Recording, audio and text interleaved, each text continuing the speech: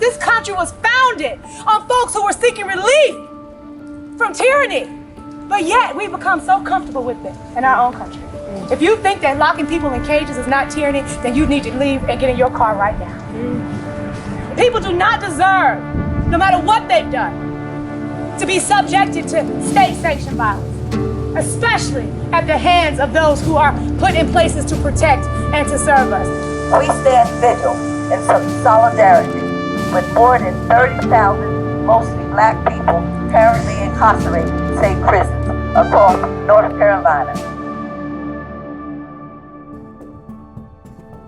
We know that this criminal legal system is racist and unjust. People are dying, and their sentences are not death sentences, but they're dying inside of DPS custody due to COVID. I don't think that people understand the abject terror that people who are incarcerated and their families, their friends, their loved ones are feeling right now. Imagine how it is while you're in a cage incarcerated. So it's 10 times worse. They don't have adequate supplies to fight COVID-19. There is no social distancing because they're stacked on top of each other. It requires that governors use their powers of clemency and pardoning to provide that relief. I had been advocating for clemency and pardons from Governor Cooper for several years. And he is the one person that can provide them instant relief. Our protest of that abuse is a 58-day vigil in front of Governor Cooper's home. Hey everybody. Here in about 4 minutes, the Second Chance Act will be signed into law. This is a historic, momentous day. We have worked for many years to bring this law to fruition. Yeah, I'll be glad to get started. And I want to welcome everybody to the signing of this important piece of legislation. There are a lot of people here who have worked hard on this for years. You all have just increased the humanity of millions of North Carolinians living with the scourge of a criminal record and its impact. And this is just one step, and I'm proud to sign this bill now. Finally, we got it across the finish line. And he was telling us how much he understood and cared about second chances and believed in the humanity of formerly incarcerated folks. And now when it comes to those of us who are currently incarcerated, he has done nothing to address the cruel and inhumane conditions inside of North Carolina prisons, especially in the midst of a pandemic. And so we are sitting outside his mansion, asking, demanding, requiring that he live up to his promises. The Vigil for Freedom and Racial Justice is a 58-day vigil outside of the governor's mansion, 7 days a week. It's sunrise to sunset. We're not against him, but we want him to know that we need for him to do more than what he's been doing. We're also remembering the folks that we've already lost, whose demands and cries went unheard. Some people go to prison because they don't have enough money to pay a fee, or some people may go to prison because they, they may wrote a bad check. So you mean feel that person deserves to pay for it the rest of their life? I mean, how do you walk away from these people that need our help? They're dying in there, and nobody cares.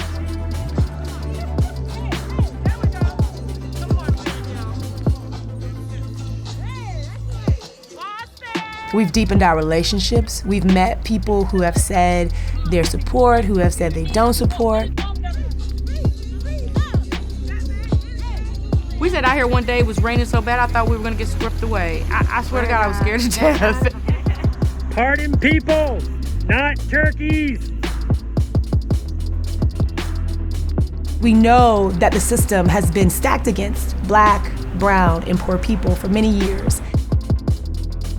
We are not looking to recreate the conditions of incarceration for folks. We are looking to dismantle and abolish that system. The mass incarceration of Black, brown, and poor people must end. The mass relief that we seek and that we need lies solely with Governor Cooper. Hi everybody, I'm Governor Roy Cooper. And I'm First Lady Kristen Cooper. We know the holiday season isn't complete without the annual Capitol tree lighting. Now let's light this tree. Ready? 3, 2, 1. Merry Christmas, everybody.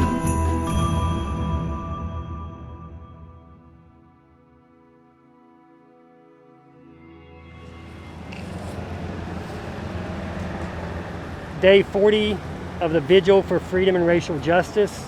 I just want to continue to lift up the plight, the injustice of Randolph Wilson, who, like many people in prison, are there for excessive, extended sentences, and his family is desperate to get him home. And I just want to hear from Jeremiah, and I'll edit this, Jeremiah.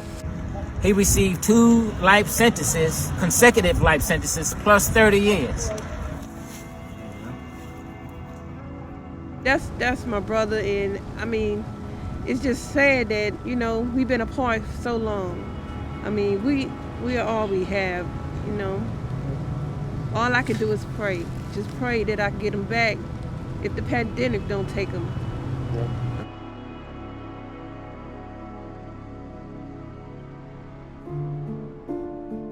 In 1891, this beautiful mansion was built by people that were incarcerated in the prison system. And to this day, people who are incarcerated in the prison system work at this mansion. So not a lot has changed since 1891, and we're in 2020 now. But these are some of the names of the people who helped build this mansion, who were incarcerated. And the state capitol police say that we can't stand on these bricks for any length of time. To be told that you can't stand on it with a sign, that's very problematic for me, because some of these folks up here might be my ancestors who laid these bricks. People care more about bricks than they do people.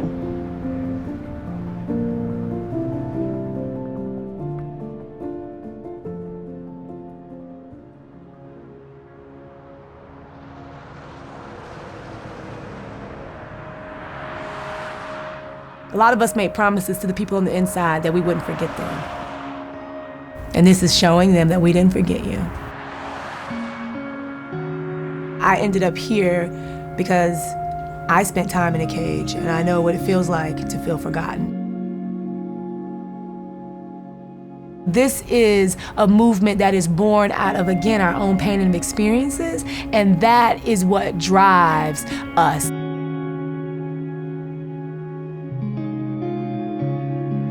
I wish someone would have came and rescued me when I was in jail, and no one was there.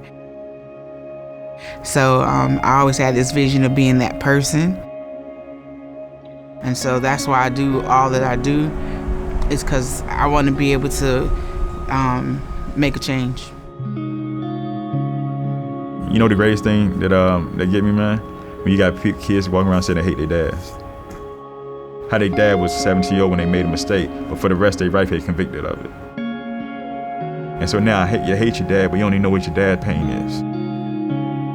And so that's where I fight. I'm able to sit in this seat because of being a voice for those that may not have this opportunity.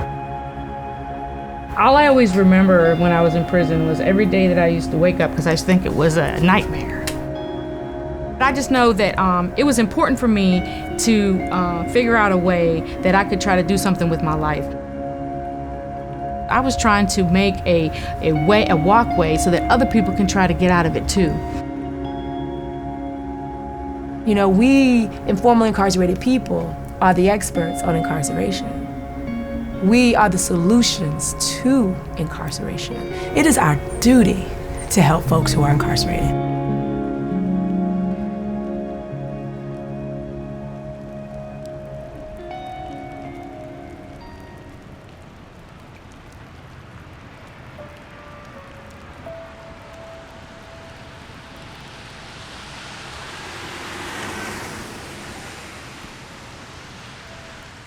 It's 37 degrees and it's pouring down raining. And today is day either 43 or 44. I got here at 7 this morning. Well, actually it was maybe 6:55. But yeah, it was early.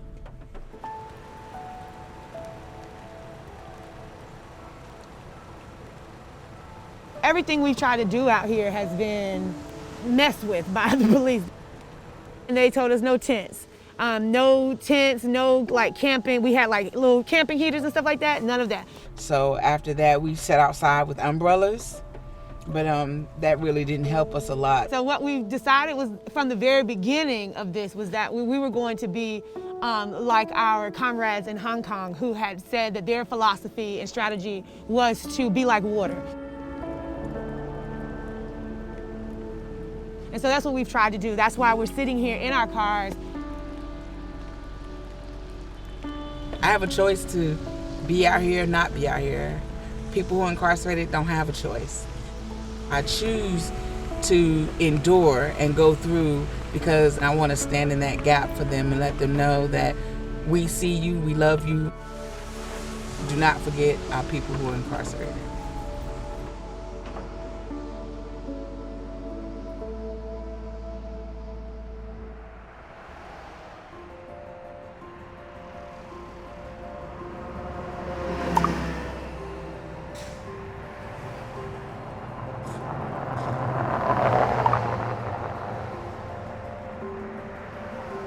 Because I just got off the phone with Governor Cooper's office, who called me to confirm that you will be pardoned.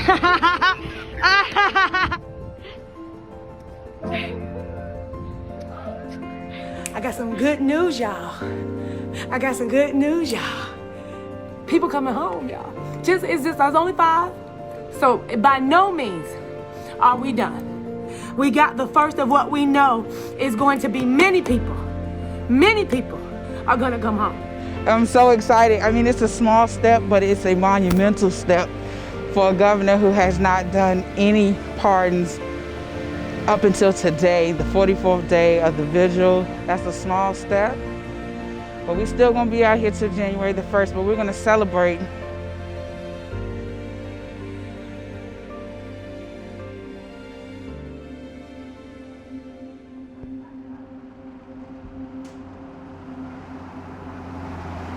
It's cold out here. I got mine with me, so. Yes, and a blanket. It be cold out here. Look at Daniel, look at Santa Claus.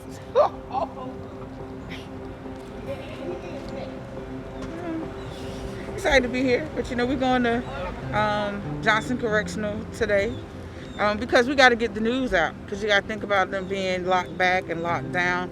They don't have access to news, so they don't know what Judge Rozier has said, so we're gonna give them a little bit of good news today. Just a little bit, because where they at is so sad.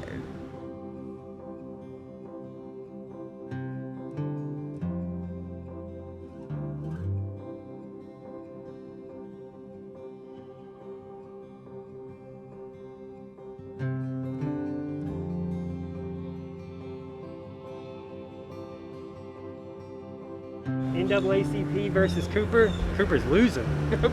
People calling him out for inaction, dereliction, whatever you want to call it, leaving 30,000 mostly black people behind a wall, while a deadly virus is picking them off one by one. What we've just seen is a very violent response. The lack of response is the violence, right? Because people need to know what's going to happen to them. Well, glad to be on another prison solidarity drive with y'all, and y'all ready to get going? Yeah, let's go. With Lynn, the constant hero.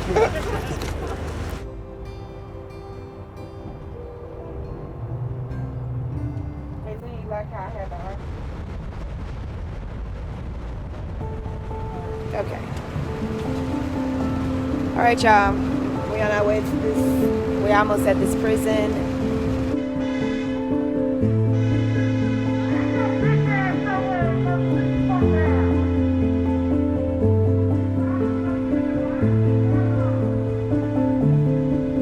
Are they out here? Okay, y'all, I'm trying to record with the camera. Free them all, brother. We see you, brother. We love you, brother. We free our brother. Free our people. Let our people go. Let our people go. For $13 an hour, you gonna hold people captive in the midst of a pandemic? For $13 an hour, it's worth to sell your people out like that? That's worth that? You think you somebody because you got control over the incarcerated people?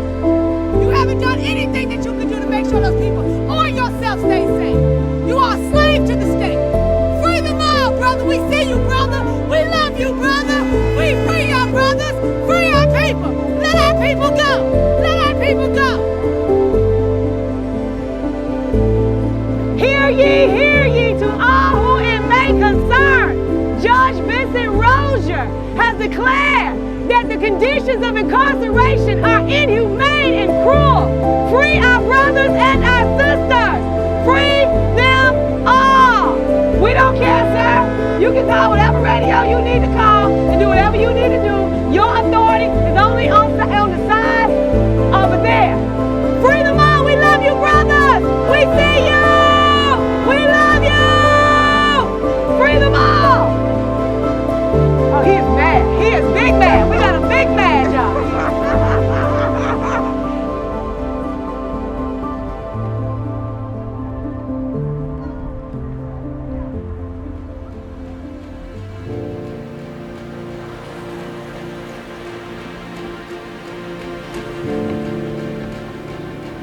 The vigil is never over. Until North Carolina jails and prisons are empty, we will always stand in vigil with our incarcerated brothers and sisters. We're asking Governor Cooper to act within his power, to show us that when he said Black Lives Matter on May 31st, show us that Black Lives Matter.